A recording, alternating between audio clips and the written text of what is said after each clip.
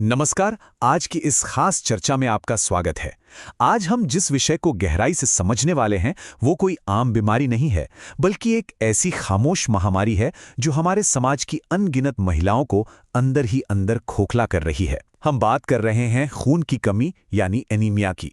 और इस पूरी बात को हम कोई किताबी ज्ञान की तरह नहीं, बल्कि राजस्थान के धानपुर गांव की रहने वाली सावित्री की एक बिल्कुल सच्ची और झकझोर देने वाली कहानी के जरिए समझेंगे। तो चलिए इस कहानी के पन्ने पलटते हैं और देखते हैं कि कैसे थोड़ी सी जागरूकता किसी की पूरी जिंदगी बदल सकती है। आइए अपनी इस चर्चा की शुरुआत करते हैं हमारी इस प्रस्तुति के पहले भाग से, सावित्री की अनकही कहानी। सावित्री की दिनचर्या जरा सोच कर देखिए। सुबह 4 बजे उठना, चूल्हा जलाना, मीलों दूर से पानी भरकर लाना, सबके लिए खाना बनाना और पूरे घर को संभालना। वो ये सब बिना किसी शिकायत के एकदम खुशी खुशी करती थीं। पूरा परिवार उसी पर टिका था। लेकिन पिछले कुछ महीनों से सावित्री अंदर से टूट रही थी। वो जल्दी थक जाती, उसे चक्कर आते, कभी कभी तो आंखों के सामने पूरा अंधेरा छा जाता, पर उसने किसी को कुछ नहीं बताया। जानते हैं क्यों? क्योंकि हमारे समाज में महिलाओं के दिमाग में एक बात बहुत गहराई तक बैठी होती है, चुपचाप तकलीफ सहो पर घर वालों को अपनी बीमारी से परेशान मत करो। और इसी चक्कर में वो अपनी सेहत को पूरी तरह से नजरअंदाज करती चली गई। अब बढ़ते हैं दूसरे अहम हिस्से की तरफ, आयरन की कमी के असल लक्षण क्या होते हैं और उन्हें कैसे पहचाना जाए। अब देखिए, गांव में एक बहुत ही सतर्क आशा कार्यकर्ता थी, मीनाबाई। एक दिन वो सावित्री के घर आईं और उन्होंने तुरंत वो बातें नोटिस कर लीं जो घर का कोई भी सदस्य नहीं देख पा रहा था। मीनाबाई ने देखा कि सावित्री की त्वचा का रंग एकदम फीका और पीला पड़ गया है। उसकी आंखें और हथेलियां पीली और बेजान लग रही थीं और वो हद से ज्यादा थकी हुई थीं। अब होता क्या है ना, अक्सर इन गंभीर लक्षणों को हम सिर्फ अरे दिन भर काम किया है इसलिए थकान हो गई है कहकर टाल देते हैं। लेकिन मीनाबाई ने समझ लिया कि ये कोई आम थकान नहीं है, बल्कि ये खून की कमी का बहुत बड़ा अलार्म है। चलिए अब समझते हैं कि इसका मेडिकल पहलू क्या है। भाग 3, हीमोग्लोबिन और इसके गंभीर परिणाम। मीनाबाई के बहुत जोर देने पर सावित्री जैसे तैसे प्राथमिक स्वास्थ्य केंद्र जाने के लिए तैयार हुई। वहां डॉक्टर सुनीता शर्मा ने जब उसका ब्लड टेस्ट किया तो जो रिपोर्ट आई वो सच में डराने वाली थी। सावित्री का हीमोग्लोबिन सिर्फ 7 ग्राम प्रति डेसीलीटर था। जरा सोचिए, एक स्वस्थ महिला में यह कम से कम 12 होना चाहिए और सावित्री का स्तर लगभग उसका आधा था। मतलब वो अंदर ही अंदर गंभीर रूप से कमजोर हो चुकी थी। डॉक्टर सुनीता ने सावित्री को बहुत सीधे शब्दों में बताया कि ये गंभीर एनीमिया है। अब एनीमिया कोई ऐसी चीज नहीं है जो रातों रात हो जाए।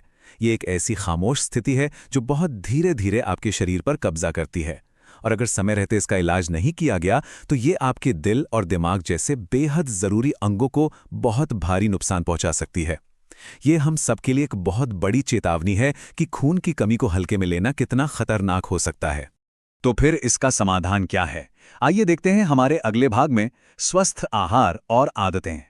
यहां डॉक्टर सुनीता ने एक बहुत ही कमाल की बात समझाई। हमारे यहाँ एक आम आदत है कि घर की महिलाएं सबको खिलाने के बाद जो थोड़ा बहुत बचता है वही खा लेती हैं। ये आधा अधूरा खाना ही इस बीमारी की सबसे बड़ी जड़ है। इसके अलावा हमारी कुछ रोजमर्रा की आदतें भी आग में घी का काम करती हैं।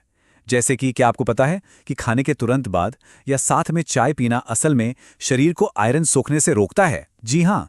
वहीं दूसरी तरफ अगर आप खाने के साथ थोड़ा सा आंवला या नींबू का रस ले लें तो उसमें मौजूद विटामिन सी आपके शरीर को उस आयरन को बेहतरीन तरीके से सोखने में मदद करता है ना? एकदम छोटी सी आदत, लेकिन इसका असर लिटरली जादुई होता है। डॉक्टर ने आयरन की गोलियों के साथ साथ सावित्री को कुछ बहुत ही साधारण घरेलू चीजें अपनी डाइट में शामिल करने की सलाह दी, जैसे कि पालक, मेथी और हरी सब्जियां। इसके अलावा मसूर, राजमा, चने की दाल, थोड़ा सा गुड़, तिल, मूंगफली, चुकंदर और गाजर। अब आप खुद देखिए, क्या ये कोई बहुत महंगी या दुर्लभ चीजें हैं? बिल्कुल नहीं। सही जानकारी हो तो इन्हीं रोजमर्रा की साधारण चीजों से शरीर में खून के स्तर को प्राकृतिक रूप से दोबारा बनाया जा सकता है। अब कहानी में आता है एक बहुत ही खूबसूरत मोड़। भाग 5, स्वस्थ माँ स्वस्थ परिवार। जब सावित्री घर वापस आई और उसने डॉक्टर की सारी बातें बताईं तो मीनाबाई ने उसकी सास को एक बहुत पते की बात समझाई। उन्होंने कहा, माँ जी, अगर घर की धुरी यानी माँ ही टूट गई तो ये पूरा परिवार कैसे चलेगा?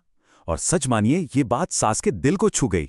बस फिर क्या था, पूरा परिवार एक टीम की तरह सावित्री के साथ खड़ा हो गया। सास ने घर का नियम बदल दिया। अब से सावित्री को खाना सबसे पहले परोसा जाने लगा और दाल में गुड़ डाला जाने लगा। पति रामलाल बाजार से खुद चुनकर चुकंदर और आंवला लाने लगे। और तो और बच्चों ने भी पानी भरने और जानवरों को चारा देने जैसे भारी कामों की जिम्मेदारी खुद उठा ली। ये साबित करता है कि स्वास्थ्य का संकट भले ही एक इंसान का हो, लेकिन उससे लड़ने की जिम्मेदारी पूरे परिवार की होती है। और इस कमाल की टीम वर्क का नतीजा क्या हुआ, जरा इस टाइमलाइन पर गौर कीजिए। पहले दिन जब सावित्री का हीमोग्लोबिन सिर्फ 7 था, वहां से लेकर सही आहार, दवाइयों और परिवार के सपोर्ट से सिर्फ 2 महीने के अंदर एक बहुत बड़ा बदलाव आ गया। उसकी थकान पूरी तरह गायब हो गई और चक्कर आने बंद हो गए। हीमोग्लोबिन का स्तर 7 से छलांग मारकर 10 तक पहुंच गया। डॉक्टर सुनीता भी बहुत खुश थीं और उन्होंने सावित्री को एक नया लक्ष्य दिया, जल्दी ही इसे 12 तक पहुंचाना है।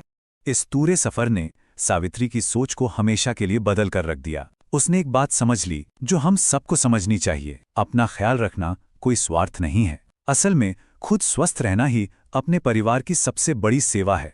ये विचार हमारी पुरानी सोच को पूरी तरह बदल देता है। और बात यहीं खत्म नहीं हुई। सावित्री सिर्फ खुद ठीक होकर नहीं रुकी, उसने मीनाबाई के साथ मिलकर गांव की दूसरी महिलाओं की बैठकों में जाना शुरू किया और अपनी ये कहानी सबको सुनाई, ताकि कोई और महिला इस बीमारी का खामोश शिकार ना बने।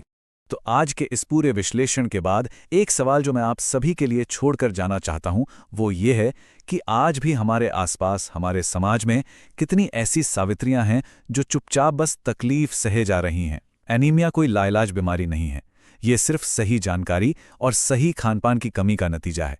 ये हम सबकी सामूहिक जिम्मेदारी बनती है कि हम इन खामोश लक्षणों को पहचानें, अपने घर की महिलाओं के स्वास्थ्य को सबसे ऊपर रखें और आज यहाँ बताई गई छोटी छोटी आहार संबंधी आदतों को अपनाएं।